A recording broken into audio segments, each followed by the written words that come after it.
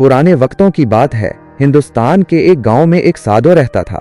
उसकी जिंदगी सादगी, इबादत और रियाजत से भरपूर थी। गांव के सब लोग उसकी इज्जत करते थे और उसे रूहानी रहनुमा मानते थे। साधु दिन भर जंगल में जाकर ध्यान लगाता और रात को किसी दरख्त के नीचे सो जाता। इसी गांव में एक निहायत खूबसूरत और कंवारी लड़की रहती थी जिसका नाम सुमेरा था। सुमेरा अपने हसन, सादगी और नरमी की वजह से मशहूर थी। लोग उससे मोहब्बत करते थे, लेकिन कुछ बदनीयत भी थे जिनकी नजरों में वो कांटे की तरह चुभती थी। एक दिन गांव में एक अजीब वाकया पेश आया। सुमेरा के पेट में कुछ माह बाद उभार नजर आने लगा, गोया वो हामला हो। लोगों ने सवालात उठाने शुरू किए और सुमेरा पर इल्जाम लगने लगा कि उसने गुनाह किया है। सुमेरा खामोश थी। उसने ना किसी को कुछ बताया, ना किसी से सफाई दी। गांव वाले मुश्ताइल हो गए।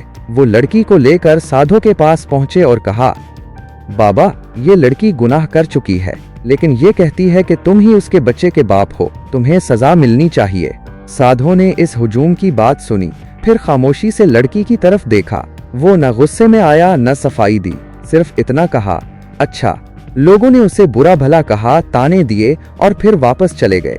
साधु वहीं बैठा रहा जैसे कुछ हुआ ही न हो। उस दिन के बाद साधु ने अपनी इबादत का वक्त बचाकर सुमेरा और उसके होने वाले बच्चे की देखभाल में गुजारना शुरू कर दिया। वो उसे खाना देता, पानी लाता और तहफ्फुज़ देता। माह गुजरते गए और सुमेरा के यहाँ एक खूबसूरत बच्चा पैदा हुआ। साधु ने उसे गोद में लिया और प्यार से चूम लिया।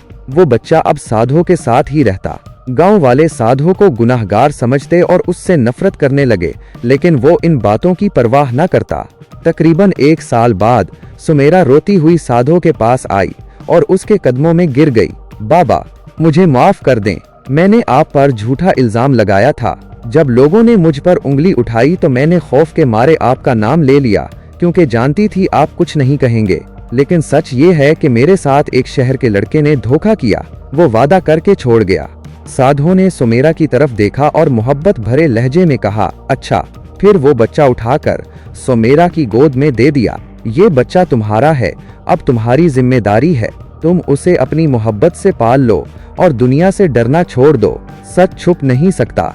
सुमेरा ने बच्चे को गले लगा लिया और साधु के कदम चूम कर वहां से चली गई। जब वो गांव में पहुंची तो सबको सच्चाई बताई। लोग शर्मिंदा हो गए। वो साधु के पास मुआफी मांगने गए, लेकिन साधु कहीं जा चुका था। वो दोबारा जंगल में चला गया, न किसी से शिकवा किया, न किसी को इल्जाम दिया। लोगों को एहसास हुआ कि साधु दरअसल एक अजीम इंसान था जिसने इल्जाम सहकर भी सब्र किया और एक लड़की की इज्जत बचा ली।